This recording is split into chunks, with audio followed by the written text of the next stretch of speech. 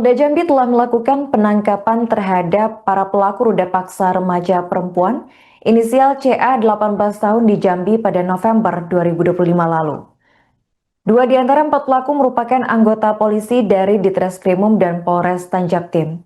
Menurut Kabid Humas Polda Jambi, Kombes Pol Erlan Munaji pada Jumat 30 Januari, keempat pelaku kini telah ditahan di Treskrimum Polda Jambi. Sebagai informasi, aksi ruda paksa yang terjadi pada CA ini diungkap oleh sang ibu inisial MS di DPRD Kota Jambi pada Kamis 29 Januari. Para pelaku diketahui melakukan perbuatan biadab tersebut di sebuah kamar kos pada Jumat 14 November 2025 lalu. MS mengungkap jika sang putri disetubuhi di dua lokasi, yakni di wilayah Kebun Kopi Kota Baru dan Arizona Kota Jambi.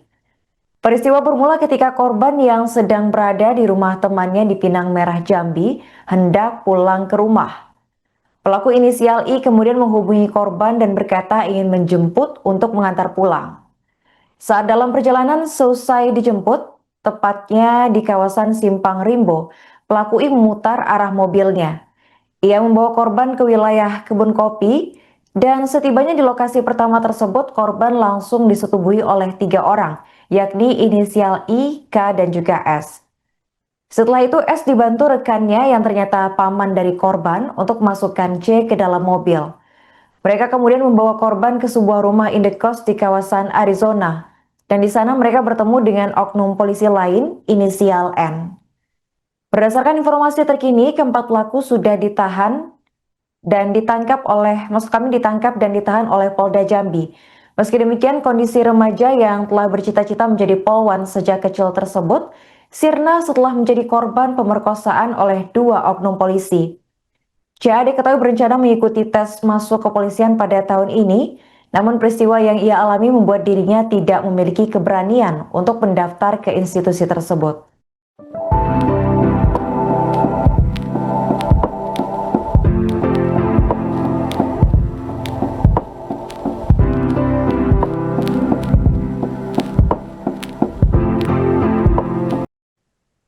Seorang remaja perempuan inisial CA 18 tahun diduga menjadi korban ruda paksa oleh dua oknum polisi di Jambi inisial I dan K. Kasus ini diungkap oleh ibu korban inisial MS di DPRD Kota Jambi pada Kamis 29 Januari 2026. MS menyebut jika putrinya diruda paksa oleh 4 orang, di mana 2 di antara pelaku merupakan oknum polisi. Akibatnya CA mengalami trauma berat dengan kondisi psikologis yang memprihatinkan. Untuk informasi selengkapnya akan dilaporkan oleh jurnalis Tribun Jambi yakni rekan M. Yon Rinaldi. Bagi rekan Yon bisa dijelaskan bagaimana kronologi aksi ruda paksa yang dilakukan oleh 4 pria termasuk 2 oknum polisi terhadap korban inisial CA ini. Ya, terima kasih. Tribunner, dimanapun kalian berada, dapat saya laporkan dari Kota Jambi, di mana korban berinisial CA itu dilakukan ruduk paksa itu pada bulan 11 atau November 2025 di kawasan Kebun Kopi Kota Jambi. Awalnya korban dijemput oleh pelaku di rumah temannya di kawasan Pinang Merah, Kecamatan Alam Rajo, Kota Jambi. Saat itu pelaku memaksa korban untuk ikut mereka sekitar jam 12 malam. Korban sendiri saat itu telah tertidur di rumah temannya, cuman pelaku cukup memaksa dengan mengelakson mobil yang ia kendarain di depan rumah teman korban. Karena tidak enak dengan orang tua korban dan tetangga sekitar, korban terpaksa keluar dan mengikuti pelaku. Saat itu pelaku menjanjikan ingin mengantar korban pulang ke rumahnya. Namun setelah di depan gang rumah korban, pelaku malah membawa korban ke kawasan Kebun Kopi. Di kawasan Kebun Kopi, di sana korban diajak masuk ke dalam rumah yang ternyata rumah tersebut merupakan kos-kosan yang dihuni oleh banyak cowok. Di saat korban datang, di dalam rumah tersebut telah terdapat 4 pria. Jadi total ada 6 pria di dalam rumah tersebut. Setelah mereka datang ke rumah tersebut, pelaku dan teman-temannya melakukan pesta miras. Setelah menjelang subuh, mungkin karena terpengaruh alkohol, pelaku utama berinisial I tadi menarik korban dan membawa masuk ke dalam salah satu kamar di rumah tersebut. Disitulah terjadi proses pemerkosaan itu ya, rudu paksa tersebut. Namun dalam proses itu karena si korban melakukan perlawanan, salah satu pelaku yang lainnya yang berinisial C masuk memegang dan menutup mulut korban, sehingga pelaku utama si I tadi berhasil melakukan aksinya terhadap korban. Nah, setelah si pelaku utama selesai, pelaku kedua C itu melakukan aksinya dibantu dengan pelaku utama dengan yang memegangi korban tersebut. Setelah beberapa saat, setelah mereka berdua melakukan aksi bejanya tersebut, masuk pelaku ketiga yang ternyata oknum polisi. Pelaku ketiga tersebut juga melakukan tindakan rudu paksa terhadap korban. Sekitar jam 6 pagi, korban dalam kondisi lemas dan tidak bisa bergerak, tidak bisa lagi, tidak punya tenaga untuk jalan. Korban dibawa oleh pelaku di sebanyak 6 orang tadi ke salah satu rumah kos-kosan di kawasan Arizona. Korban dibiarkan tidur di dalam kamar kos tersebut dengan kondisi lampu dimatikan. Selang beberapa saat, pelaku keempat datang yang ternyata juga oknum polisi melakukan hal yang sama terhadap korban.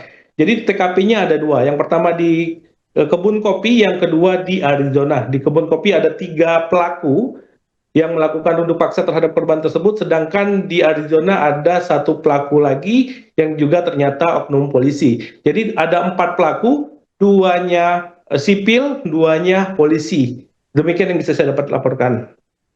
Oke baik, rekan, apa hubungan antara korban dan pelaku ini yang sebelumnya sempat dilaporkan pulang bersama? Ya, pelaku utama yang inisial I tadi awalnya kenal sama korban di bulan 9. Saat itu korban sedang baru selesai melaksanakan ibadah di gereja HKBP Kota Baru Jambi. Disitulah awal mula perkenalan mereka. Seiring jalan, korban dan pelaku menjalin pertemanan, cuman tidak terlalu dekat. Nah, kejadian saat sendiri terjadi di bulan 11 ya, di akhir bulan 11, di mana pelaku ngebet atau ngotot ngajak korban jalan hingga terjadi peristiwa tersebut. Baik, sempat diinformasikan jika salah satu pelaku yang terlibat dalam aksi ruda paksa tersebut adalah paman korban. Apakah benar, rekan Yon? Ya, hal itu dikonfirmasi oleh orang tua korban sendiri ya. Orang tua korban menyatakan bahwa salah satu pelaku, yaitu pelaku yang kedua yang sempat memegangi tangan korban saat kejadian pertama itu masih ada hubungan kekerabatan dengan korban itu sendiri.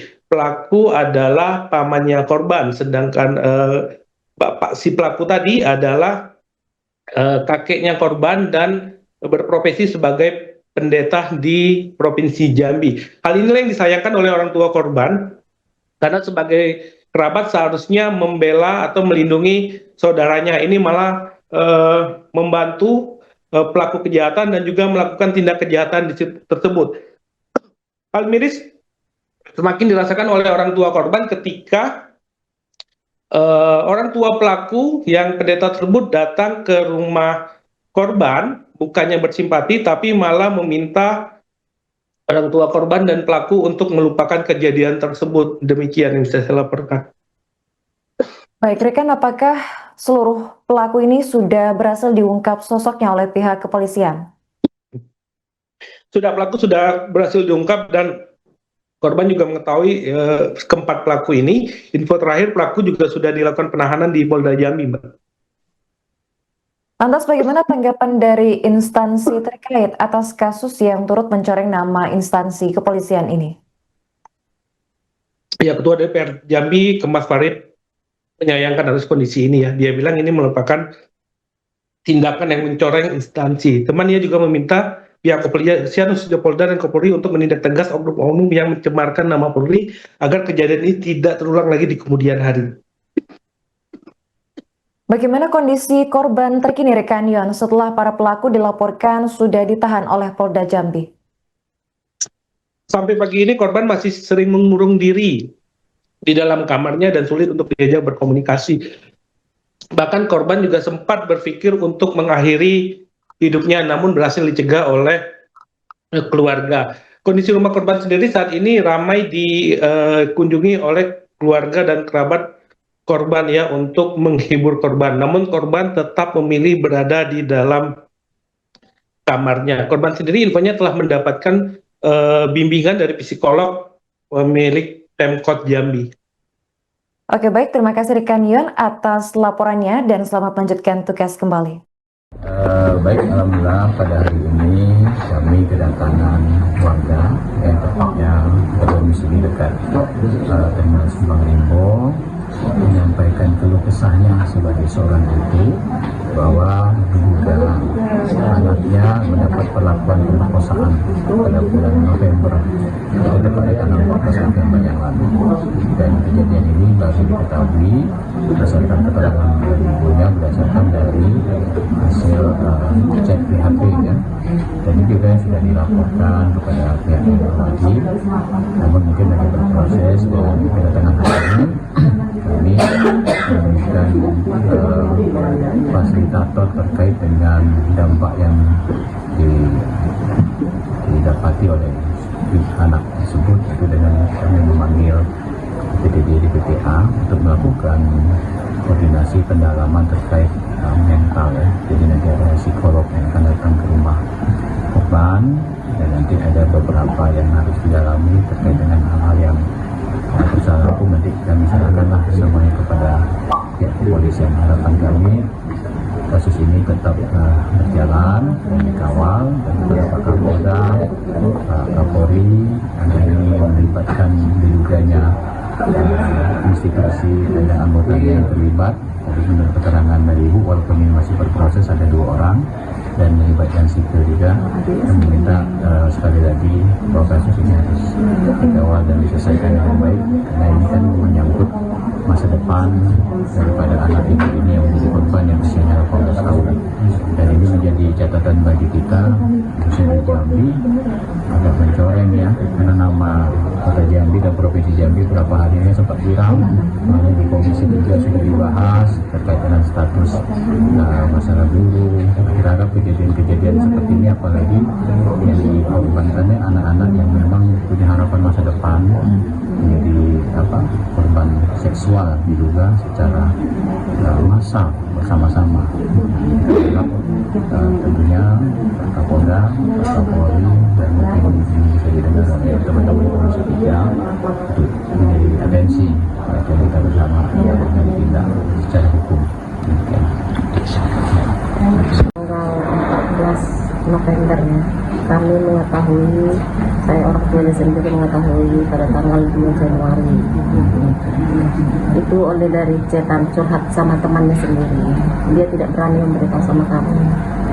Setelah kami mengetahui, kami laporkan Polda. Pertama kami ke Polresta, kami dioper dari Polresta dilempar ke Polda. Itu di Polda mulai dari tanggal 3 Januari sampai kini belum ada tanggapan sama sekali. Jadi saya sebagai orang tua korban hanya memohon ini cepat ditindaklanjuti, dan saya ingin cepat prosesnya cepat selesai, dan saya ingin memulihkan anak saya. Anak saya kondisinya saat ini tidak mau keluar dari kamar, hanya mengurung diri kan di kamar, dan sehingga dia sudah curhat sama temannya, ingin mengakhiri hidupnya sendiri. Mungkin tidak lanjutannya sendiri saya nggak sanggup lagi untuk cerita. Untuk sampai kemarin ke TKP juga saya tidak kuat melihatnya. Download Tribun X sekarang, menghadirkan lokal menjadi Indonesia.